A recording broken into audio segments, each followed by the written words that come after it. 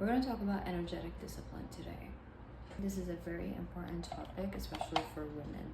This is now, just because you're working out doesn't mean that you have energetic discipline. Slightly, working out really helps with grounding yourself, connecting to your body, and not only that, connecting to the truth of you. Now, this is important. However, energetic discipline is different, and it is a different muscle that you need to be practicing. So what does that mean? I'm gonna get straight to it. This means that whenever you feel yourself oscillating in one direction energetically, let's just say it's hesitation about a specific manifestation, a specific goal, you need to be able to bring yourself from that direction, to pull yourself out of it and head into a different direction. This is harder than working out, because at that moment when you're going towards a specific direction that feels horrible, the evidence has mounted, or it feels like it has mounted against you, meaning that is the only thing that you will see. For example, if you're searching for your manifestation, oh my god, I did this, I've done everything, I've done the work, where is it? Where is my manifestation? And literally I was saying that a couple, maybe not even 2 weeks ago. Where is it? Where is my manifestation? And sometimes the easiest thing to do, if you need to, because it's less resistant, is to have a moment of rage if you need to. But going there purposefully, you're going there on purpose. You're going there knowing the easiest path for me to recalibrate myself is a moment of rage right now. But returning that calibration back in a different direction, moving that momentum in a different direction. And that is harder than taking your ass to the gym every day or going on a walk. It's a lot more difficult, but just like every muscle, it needs to be practiced. So how can we practice this muscle? We can do this right now. Get into the state right now, purposefully in the direction that you do not want to go. Right? For example, and maybe let's think about a husband. I am 48 years old. What am I thinking? I'm not gonna have kids. My marriage, there's no chance for me to get married. No one wants me.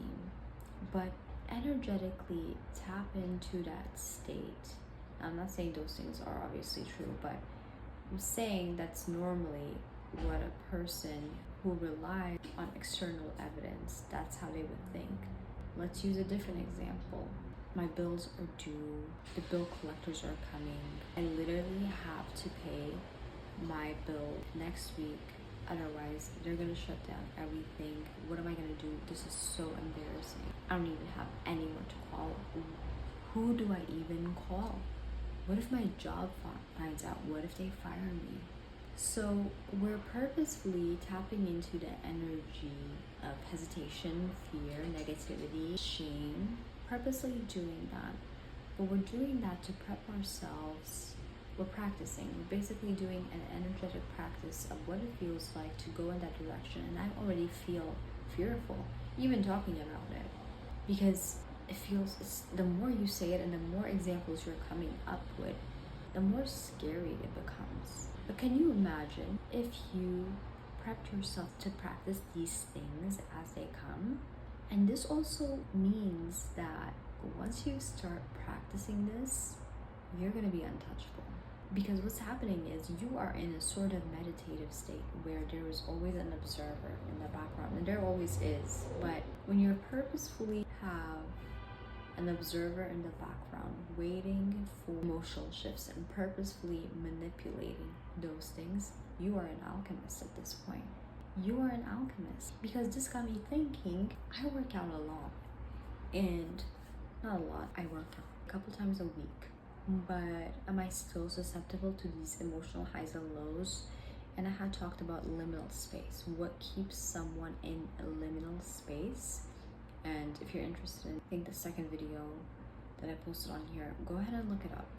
And I was saying, well, why do we falter to these things? Why do we falter to these ups and downs? And I said in the beginning of the video, women have to be careful with this, because Obviously, when we get our periods every month, prior to that, 2 weeks so, we do an emotional cleansing and things come up to the surface, right?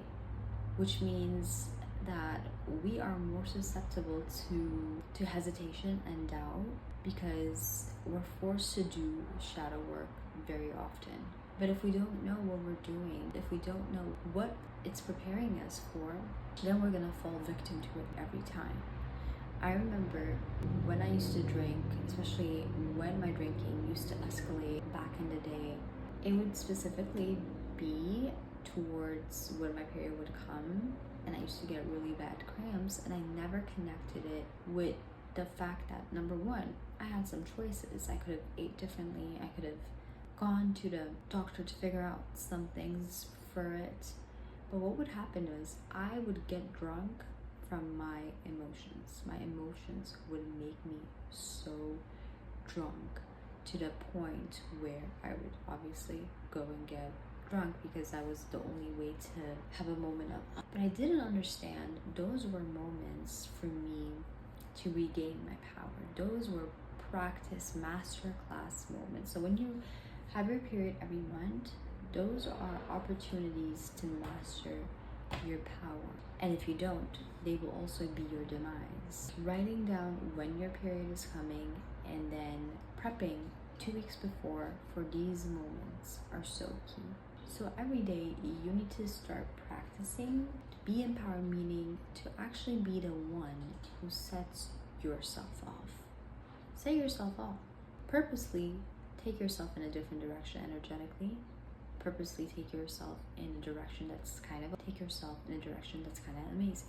Which means as a muscle, if you keep practicing that, when those real moments come up where you're not really triggering it yourself, you know how to drive yourself out of the momentum that you created for yourself. This is crucial because physical workout is obviously important, but every time we are triggered, we can't start running.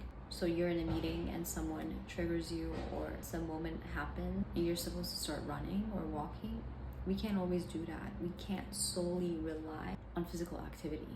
It is helpful, but I don't think it touches on what is more powerful than that, which is manipulating your own energy on purpose. This is next levels. Setting aside 15 to 30 minutes every day to purposely manipulate your energy. See, they're supporting me. Hear the yelling? That is, for the people who are gonna start doing this, check back in with me, please. I would like to hear the progress, maybe 7-day progress of you consistently doing that 15 to 30 minutes every day. What did I call it again? I forgot. Energetic discipline. Yes, we're calling it energetic discipline. This is what energetic discipline is.